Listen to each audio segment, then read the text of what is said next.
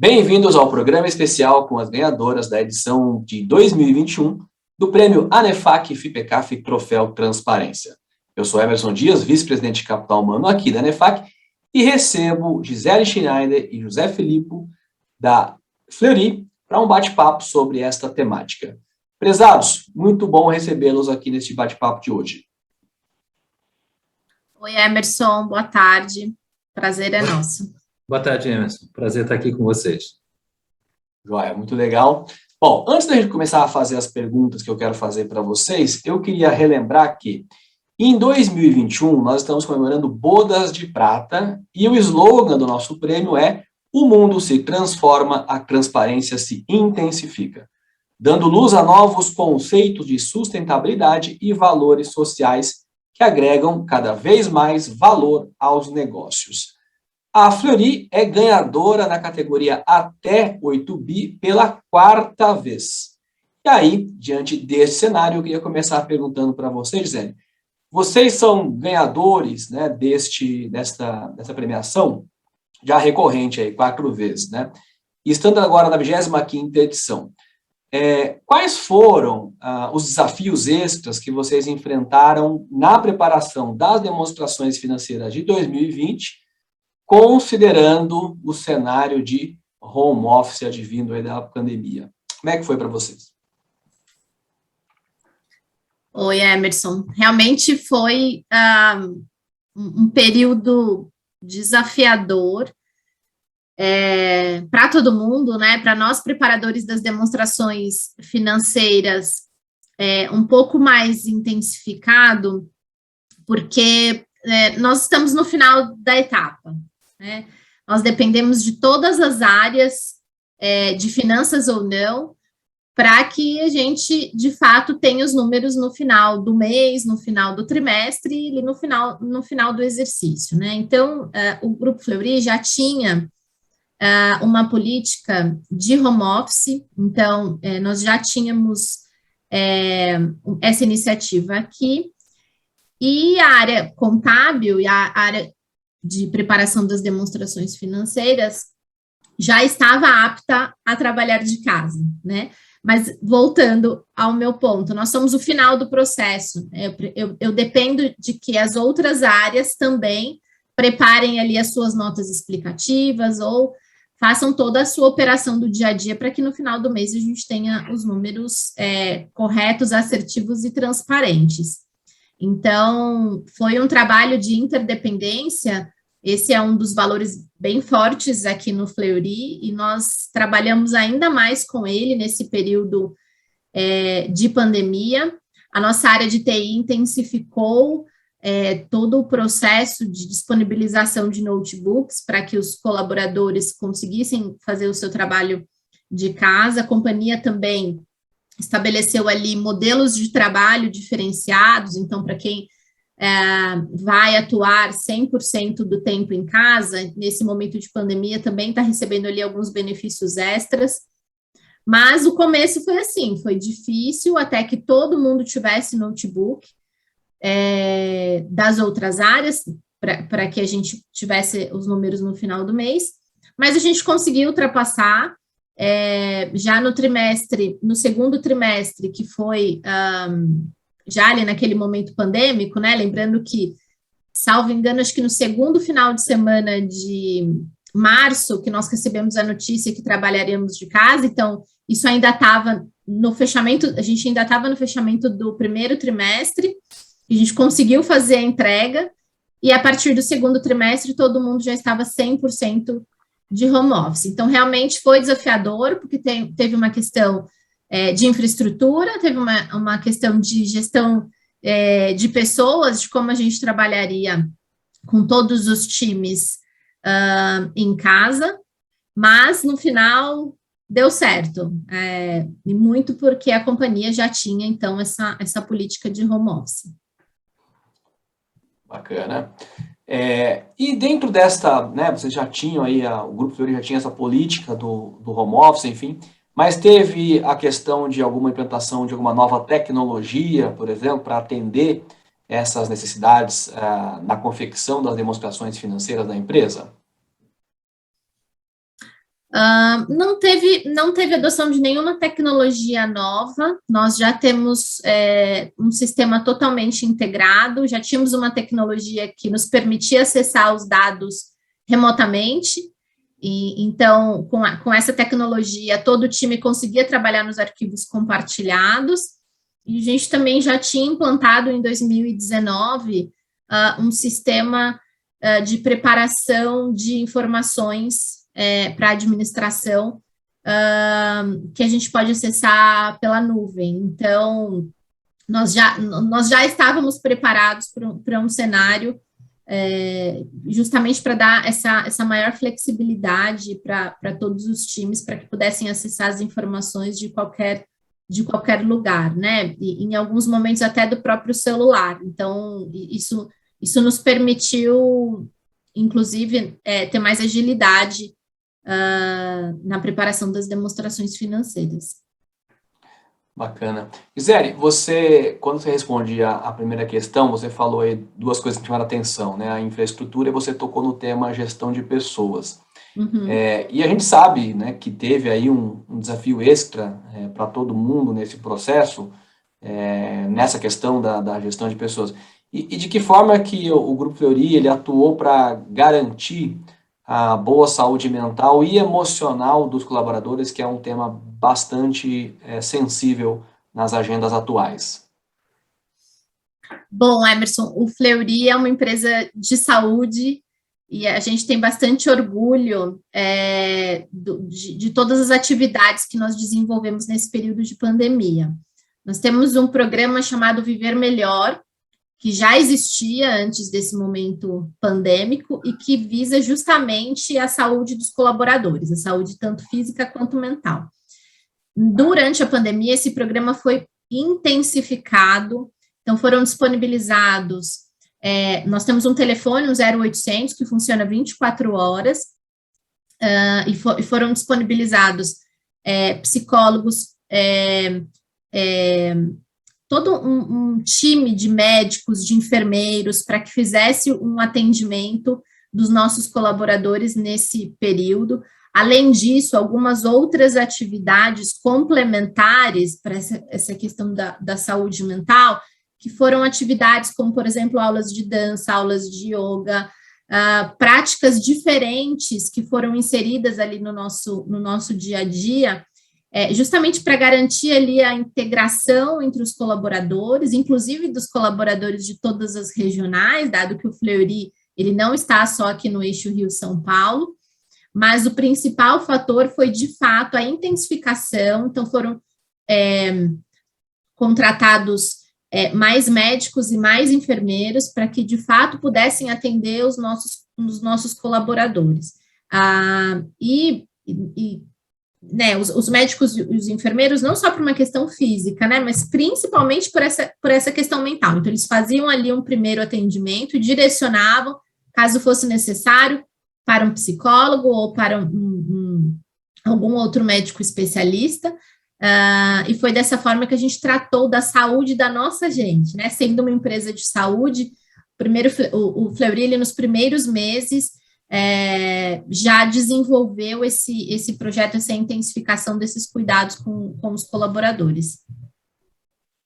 Bacana. Então, a gente já falou aqui de infraestrutura, agora falamos de gente. E na questão dos fornecedores, né? Quais foram aí os principais desafios, olhando, por exemplo, o cenário da auditoria externa? Como é que foi desenvolver esse trabalho? Com a auditoria externa, nós os desafiamos para que esse trabalho fosse feito remotamente, né? E remotamente não no sentido de compartilhar arquivos por e-mail, até porque existe uma questão intrínseca de segurança relacionada a isso, inclusive ao tamanho dos arquivos que são disponibilizados por e-mail, mas que a gente, de fato, pudesse utilizar uma plataforma para a troca das informações. Então, a nossa auditoria já possuía essa plataforma, mas ela não era utilizada, nós não utilizávamos, justamente porque, estando ali fisicamente no mesmo espaço, a gente não via essa necessidade. Mas, a partir ali do segundo trimestre, foi isso que aconteceu. Então, eles disponibilizaram essa plataforma, e toda a comunicação foi feita por ela. E foi bacana porque para os dois times foi um aprendizado, né? Tanto para o time da auditoria que começou a utilizar, quanto para a gente que também, no final, a gente aprendeu uma nova forma de trabalhar, né? Que não é mais você indo até a mesa do colega para resolver um problema, para fazer um entendimento de um número, para discutir uma nota explicativa, mas agora é marcando uma reunião, se planejando ao longo da semana para poder cumprir ali todas as agendas. Então, nós e a auditoria nos desafiamos e deu certo. Os demais trimestres ali a gente conseguiu trabalhar muito bem. E isso faz parte de um movimento que a gente tem de desafiar os nossos fornecedores para a automatização de processos, né? A pandemia trouxe isso, mas já era um movimento que a gente fazia dentro de finanças, que a gente trabalhar de uma forma diferente, mais eficiente, usando tecnologia ao nosso favor. O Fleury já é uma empresa super inovadora, que também tem ali como principal fator a questão da gente otimizar a jornada do nosso paciente, digitalizar, né, ser cada vez mais digital nesse processo, e a gente também traz isso para o back-office, traz isso para a área de finanças, que é a digitalização também desses processos. Bacana. E você, né, como representante aqui de uma empresa, de um grupo, né, que está vencendo aí nesta edição especial, 25 anos do prêmio, qual é o fator técnico que você aponta como decisivo para a conquista do prêmio neste ano por parte do Grupo Fleury? E, além dessa questão, né, o fator técnico, e aí não dá para fugir também da temática da educação continuada, o que você percebe, assim, né, esses fatores o tecnicismo, o desenvolvimento dos profissionais, a educação continuada, como é que isso colabora para o aperfeiçoamento técnico da equipe, da organização, e que isso tem reflexo nas demonstrações que vocês estão recebendo a premiação nesta edição? A questão técnica que eu acho mais importante é a gente sempre estar inconformado. Quando a gente olha uma demonstração financeira, para quem não é da área contábil, ela pode parecer ali uma série de informações um pouco chatas, que nem todo investidor talvez queira ler. E o nosso desafio aqui no Fleury é fazer isso de uma forma diferente. Então, todo trimestre a gente se desafia com uma leitura com o seguinte objetivo: isso está trazendo valor? Essa informação está trazendo valor? Porque a contabilidade, claro que tem todas as questões técnicas e que elas são super importantes, mas a gente também precisa ter um olhar para a contabilidade para trazer valor para o acionista, para o leitor dessa demonstração financeira. Então, para a gente, a questão técnica mais importante é essa, olhar se as informações trazem valor, estão fazendo sentido, não só para os técnicos, não só para quem é da área contábil, mas para quem não é, para que ele, de fato, seja, a gente consiga, pela nota explicativa, mostrar o quão importante ou como a nossa empresa está evoluindo, né? Eu entendo ela como um conjunto ali junto com o relatório de administração, do release de resultados e as outras peças. Para mim, ela é tão importante quanto e traz informações importantíssimas para os investidores. E nós, técnicos, nós da área contábil, temos esse desafio de fazer com que essa leitura seja agradável, clara e não somente técnica. E a educação continuada, ela tem tudo a ver com isso, né? Um time que está constantemente aprendendo, que está constantemente fazendo treinamentos, eles conseguem desenvolver esse senso crítico que é tão importante.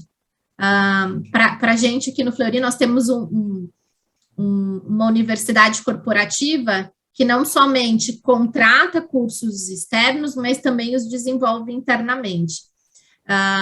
E a gente preza muito essa questão da educação, justamente para isso, para que a gente possa cada vez mais trazer valores E nos cursos, a gente faz networking, discute com outras empresas também, quais são os desafios, quais são os pontos positivos, os pontos críticos, e isso fortalece ainda mais o time para que a gente tenha uma demonstração financeira transparente e ganhadora como a nossa.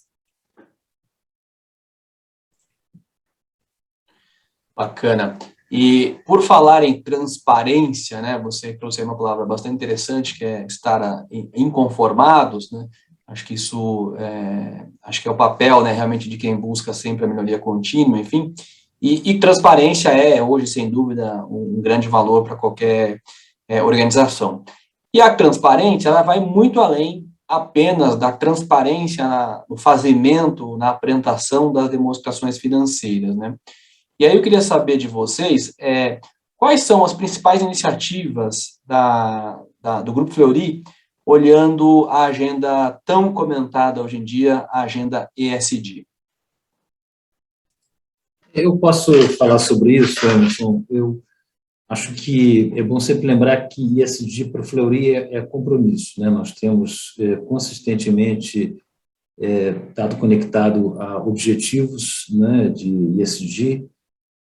Nós temos compromissos claros com o meio ambiente, divulgados, com diversidade, e alguns indicadores de situações que nós possamos exemplificar. Eu acho que, primeiro, a nossa participação no Dow Jones Sustainability Index, que é algo importante, que nós temos nos dedicado a estar comprometidos com isso, temos sido incluídos nesse índice.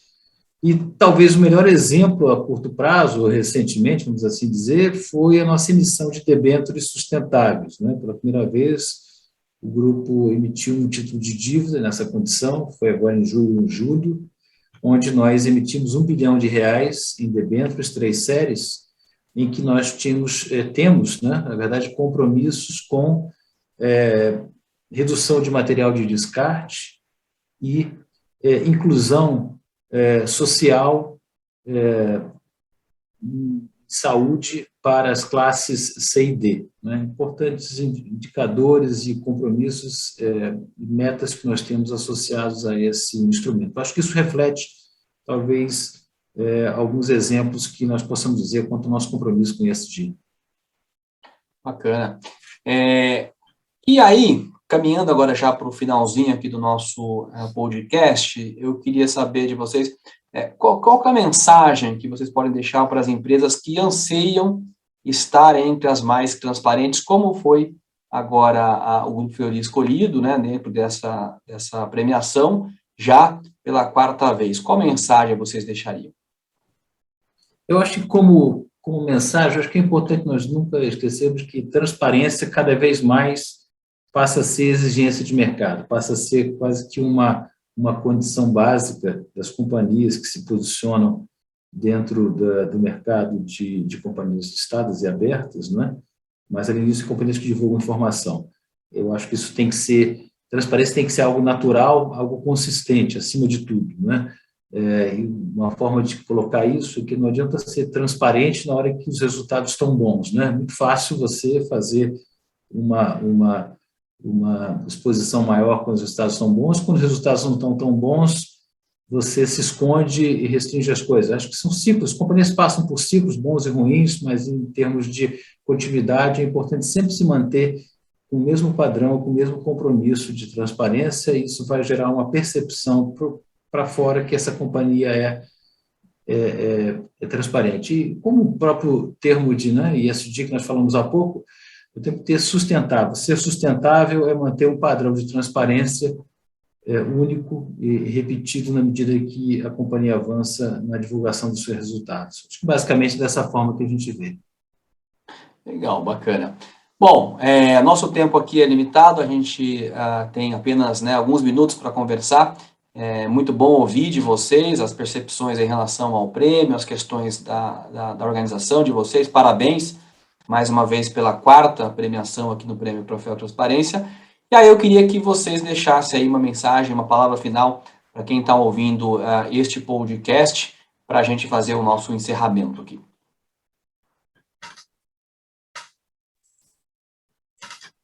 Bom, quero agradecer a ANEFAC, mais uma vez, como você disse, pelo 4º ano nós somos ganhadores desse troféu Transparência, e agradecer também a administração do Grupo Fleury, que nos inspira cada dia mais a ser transparentes, a fazer o nosso trabalho, que resultou em mais um prêmio, e tão especial por ser aí as bodas de prata do troféu Transparência, né? E agradecer todos os professores professores e outras estudantes, né, que eu sei que fizeram ali análise também, mas agradecer também a participação deles.